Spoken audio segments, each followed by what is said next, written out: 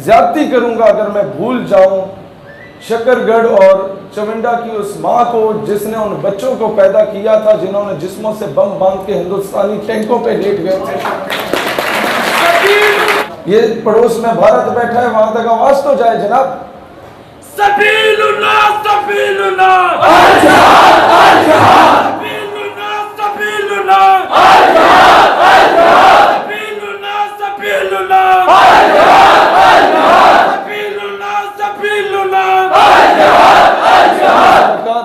मेरा एक दोस्त है बरतानिया का, वो मुझे कहता है कि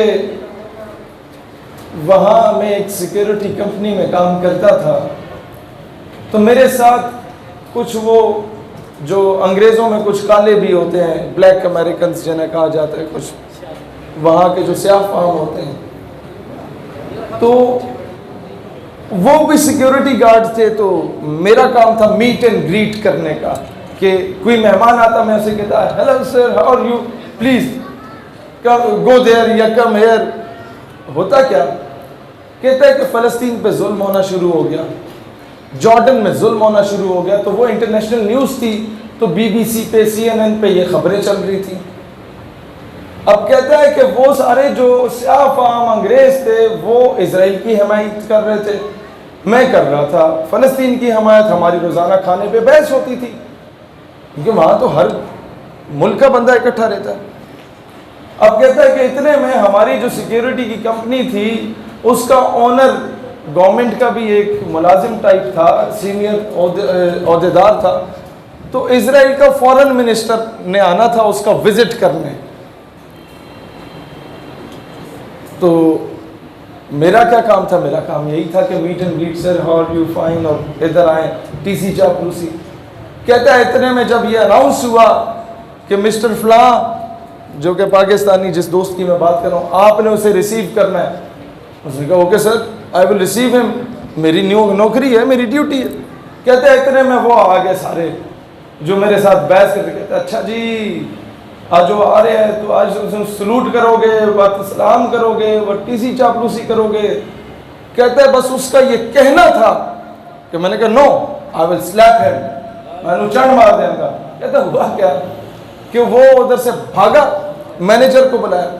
मैनेजर ने कहा कि क्या हुआ वो अंग्रेज कहता है कि मैनेजर साहब I swear to Allah, I swear to God that he said that I will slap him. मैं कसम खांदा अल्लाह दी इस आख्या भी मैं थप्पड़ मार देंगा।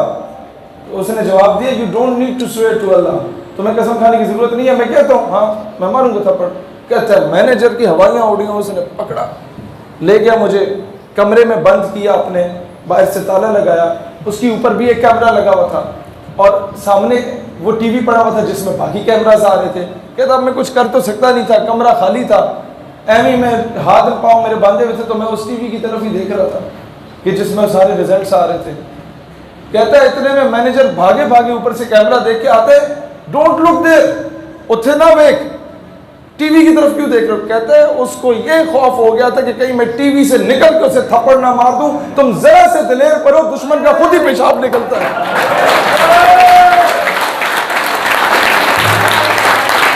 लिहाजा मैं अपनी अफवाज से, अपनी गवर्नमेंट से कहता हूं तुम्हें अगर लश्कर नहीं भेजने, फिलहाल मैं जानता हूं कि क्या तकाजे हैं, वो ना भेजो।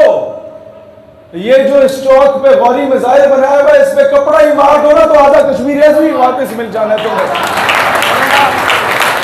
मैं कुटन सेक्टर और किरण सेक्टर में गया आज़ाद कश्मीर में, तो मेरा अक्सर मेरे बड़ा अल्लाह की करम नवाजी है जो मुझे मोटिवेशन मिलती है ना कि बगैर सिक्योरिटी के हम फिर रहे होते हैं। जब चाहे किसी वजीर आजम को सुना दी, जब सदर मुमलिकत को सुना दी, जब वो उल्टी सीधी हरकत करे, जब चाहे अमेरिका से पंगा ले लिया, जब चाहे जाके डिप्लोमेटिक इनक्लेव बंद कर दिया, कोई खौफ डर ही नहीं।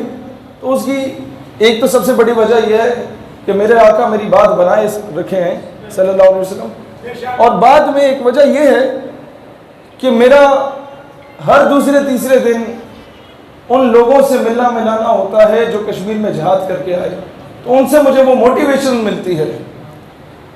मैं आपको एक सच्ची बात बताऊं, कोटन और किरण सेक्टर में जब आज़ाद कश्मीर विजिट किया, अक्सर इस तरह के विजिट होते हैं, आपने खिताब करना होता है, अक्सर इस तरह के विजिट होते हैं कि आप वैसे जाते हैं, ज़रा हालात का जायज़ा लेके आते हैं।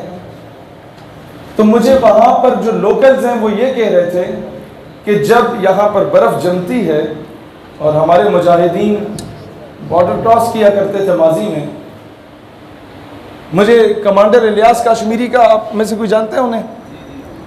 इलियास काश्मीरी शहीद। मैं अब क्या क्या रोना रो कि हम लोगों ने अपनों के साथ क्या क्या जुल्म किया।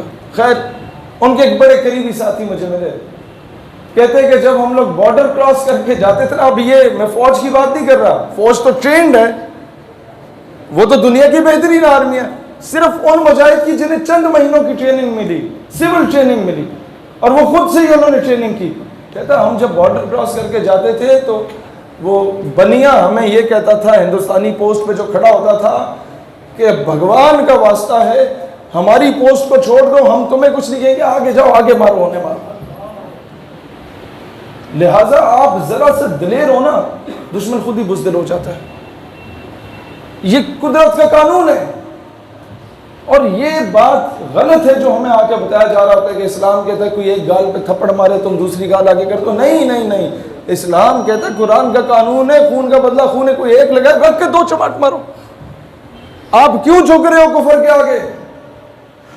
जहां ये अमन का दर्ज देता है वहां पर कभी इस्लाम ने यह नहीं कहा कि मुसलमान माँ बहन बेटी की इज्जत को पामाल किया जा रहा है और तुम चूड़ियां पहन के बैठ जाओ। इस्लाम तो पूरे पूरे लश्कर रवाना कर देता है सिंध मोहम्मद बिन कासिम की सूरत में।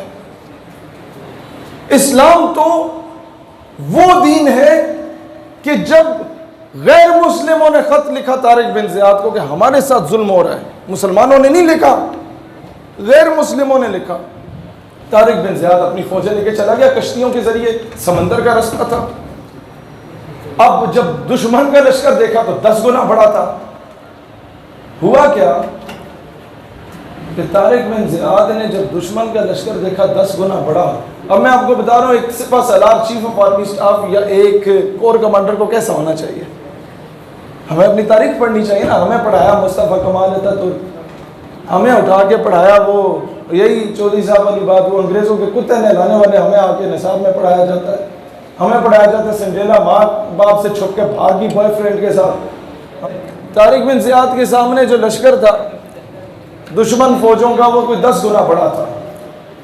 तो तारिक बिन ज़ियाद ने अपनी फ़ौज से मशवरा किया कि क्या कीजिए, उन्हें मोटिवेट किया, उन्हें बिशारत हुई। अब कोर कमांडर क्या करता है, core commander Tariq bin Ziyad वापस जाने का जो रास्ता है वो कश्तियों का रास्ता होता है, वो कश्तियों को आग लगा देता है और कहता है या मैं गाजी हूँगा या मैं शहीद हूँगा। ये है आपके अकाबरीन। ये चीज़ अपने बच्चों को बनाएं। और तीसरी चीज़,